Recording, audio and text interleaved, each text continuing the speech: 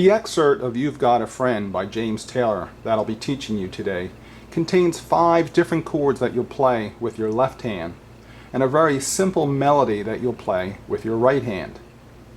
You can download the free specialized sheet music of You've Got a Friend by clicking on the link directly below this video player.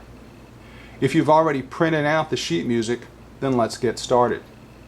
Now, you may have noticed that the music looks very elementary, but I promise you, this is all you need to create a professional, full-sounding piano arrangement. It's very easy to do, and I'm going to show you how to do it in this short 10-minute video lesson. So if you're ready, let's start with the right-hand melody.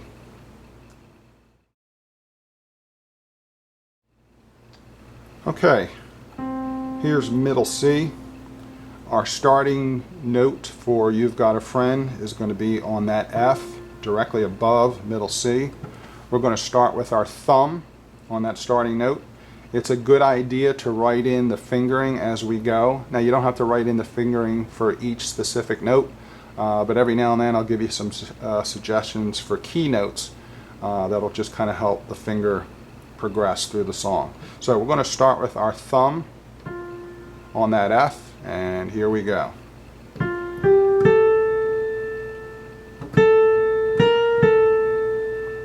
Now, you can get all the way up to that A, which is the measure 3, the second note in measure 3, without even moving your hand. Now, those last 2 notes of line 1, we're going to have to pick up our whole hand and move our third finger over to that D. And then that will allow us, that'll give us enough fingers to get up to that high F, which is the note at the beginning of line 2. So here we go, last 2 notes of line 1.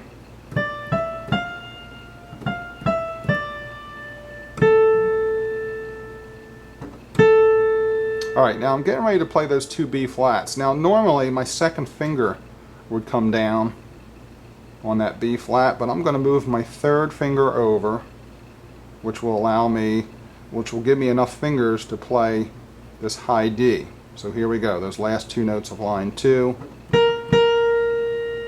Now that puts my hand in position to finish the rest of this excerpt of You've Got a Friend.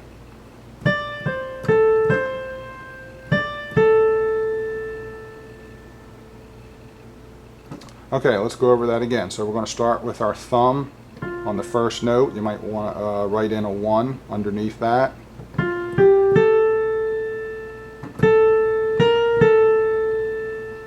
Alright, I'm going to move my whole hand up to that high D, write in a 3 over that D.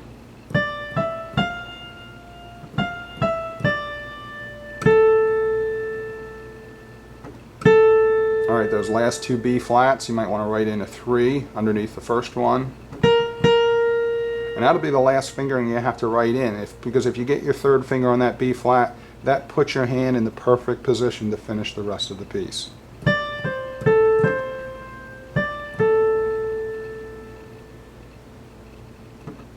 Okay, that is the right hand melody to this excerpt from You've Got a Friend. Replay this part as many times as necessary, and when you feel comfortable, move on to the next part, and I will show you how to play the left hand chords.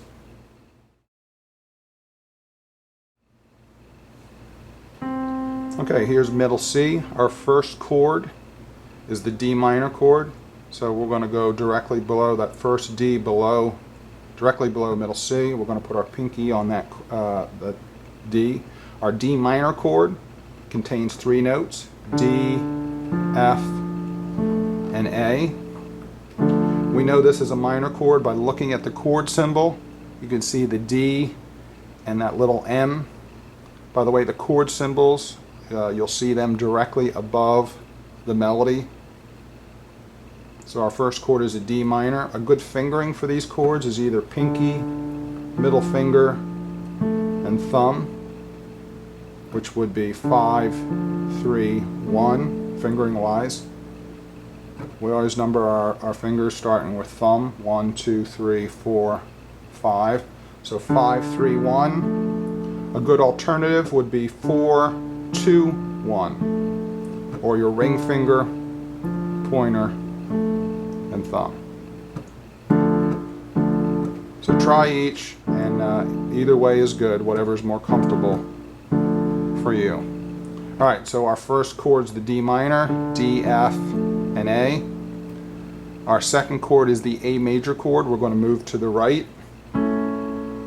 So we want A, C sharp, and E. Now you'll notice there are two chord symbols in each measure. I'm going to show you what to do with them when we get to the next part where I show you how to play both hands together. Okay, line 2, back to the D minor chord. That measure has a D minor and an A major. Next measure, 2 D minors. The last measure of line 2, or the last chord, I should say, in line 2 is the G minor chord. So we're going to move to the right. Our G minor chord is G, B flat, and D.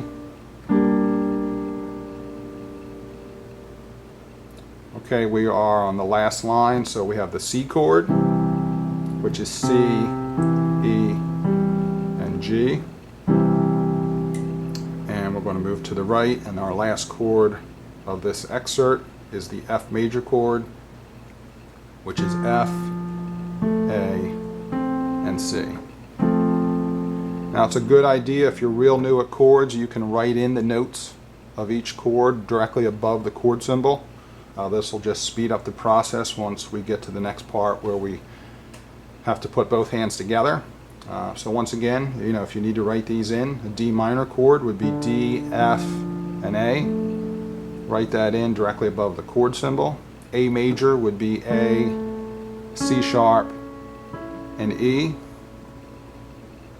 Okay, those two chords repeat for a while. The last chord of line 2 is the G minor chord, G, B flat, and D. And you might want to write it in left to right exactly the way you're playing it on the piano. Okay, last line we have the C, E, and G. That's the C major chord. And the last chord of the song is our F major chord, which is F, A, and C. Okay, so replay this part as many times as necessary. When you feel comfortable with the right hand part and the left hand part, then move on to the last section of this tutorial where I will show you how to play both hands together.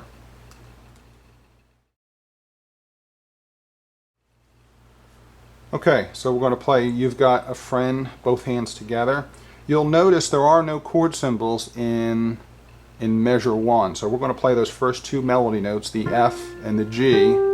Now, we're on measure 2. I'm getting ready to play that A with the right hand. Directly above that A, you'll notice the D minor chord symbol.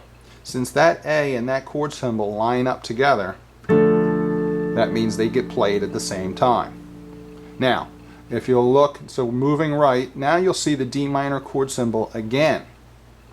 So, but now you'll notice there is no melody note directly below that. So that's an indication to play the chord again all by itself. Now there are no other chords in that measure, so play that last melody note in that measure by itself. Now we are on the next measure. Okay, so our melody note is the B flat. Directly above that B flat is the A major chord, so they get played together. Now you see the A chord all by itself. By the way, that symbol directly below the A chord there is a rest. So that's telling you not to play anything in the right hand, but you do want to play the chord again. Now, last two notes of line 1. Okay, and what you can do, since there are no other chords there, just keep the A chord held down while you play those last two melody notes. Alright, we're at the beginning of line 2. Back to the D minor chord. That lines up with the high F. Next chord is the A chord. That lines up with the E melody note. Measure 2 of line 2. Back to the D minor chord. So our A melody note gets played with the D minor chord. Play the next D minor chord all by itself. Okay, last measure of line 2. We have a G minor chord that lines up with a B flat. Now you'll see the G minor chord all by itself in that last measure there of line 2. So play the chord again, all by itself. There is no melody note below it. Okay, we are now line 3. So you'll notice that high D lines up with the C chord. That gets played together. Play that C, A, and then the C while you're keeping the C chord held down. Now you'll notice that next C chord, now there is a note directly below it, but you'll notice there's what's called a tie, that little curved line. It's connecting those two C's. The tie tells you you're going to play that first C, but when you get to that second C there where there is, you'll see there is no letter in the actual round part of the note. That's one indication in this type of music that that note is to be held, not played.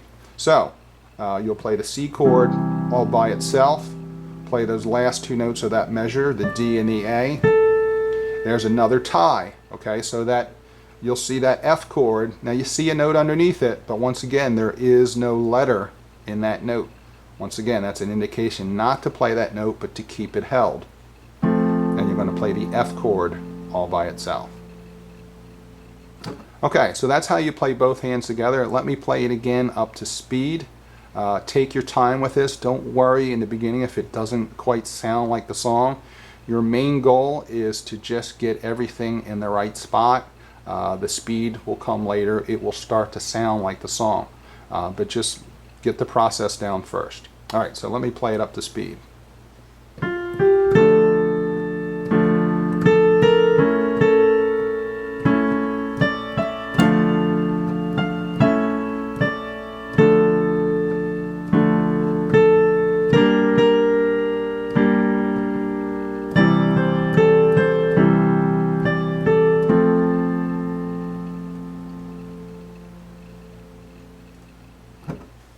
Okay, that's You've Got a Friend by James Taylor, both hands together. And once again, replay this part as many times as necessary. I hope you enjoyed this tutorial. My name is Guy Fawkes, and this is EasyChordPianoLessons.com.